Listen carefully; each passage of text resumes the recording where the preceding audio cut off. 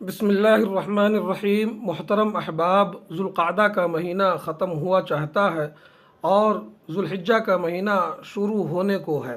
یہ جو مہینہ شروع ہونے والا ہے یہ بڑی اہمیت اور بڑی فضیلت کا حامل ہے۔ خاص طور پر ذوالحجہ کے شروع کے جو 10 دن ہیں وہ بڑی اہمیت اور بڑی فضیلت کے حامل ہیں۔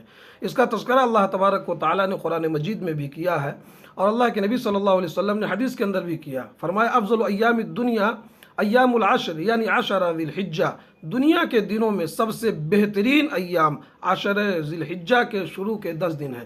یہ فضیلت ان دنوں کو کیوں حاصل ہے؟ وہ اس لیے حاصل ہے کہ اللہ تعالیٰ نے ان 10 دنوں کے اندر بہت ساری عبادتوں کو خاص کر دیا ہے جو دوسرے دنوں میں ہم اور آپ نہیں ادا کر سکتے۔ مثلاً 10 دنوں کے اندر حج کے ارکان کی ادائیگی ہوتی ہے، اس کو ہم دوسرے دنوں میں نہیں کر سکتے۔ اور اسی طرح سے 10 ذی الحجہ کو قربانی کی جاتی ہے جو 13 ذی الحجہ تک رہتی ہے، وہ بھی انہی دنوں میں کرتے ہیں، اس کو آگے پیچھے نہیں کر سکتے۔ تو اس طرح کی بہت ساری عبادتیں ہیں جن کو اللہ تعالیٰ نے اس مہینے کے اندر یکجا کر دیا، جس کی وجہ سے اس مہینے کو اہمیت اور فضیلت حاصل ہے۔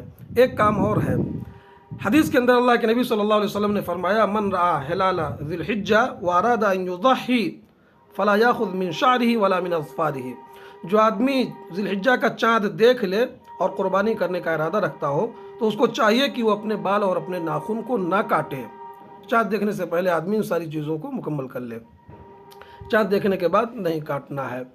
بہت سارے ہمارے احباب ایسے ہیں جو مسلسل داڑھی کو چھیلتے ہیں، جو اسلام کا شعار ہے، جس کے بارے میں حکم موجود ہے، کہا گیا کہ داڑھی کو بڑھاؤ۔ بہت سارے احباب ہیں جو چھیلتے ہیں، یہ بہت بہترین موقع ہے۔ ان دنوں میں چھوڑ دیتے ہیں 10 دنوں کے لیے، پھر اس کو تراش دیتے ہیں۔ بہت بہترین موقع ہے، نیت کر لیں اور ابھی سے داڑھی رکھ لیں۔ اللہ تعالیٰ ہم سب کو عمل کی توفیق دے، آمین۔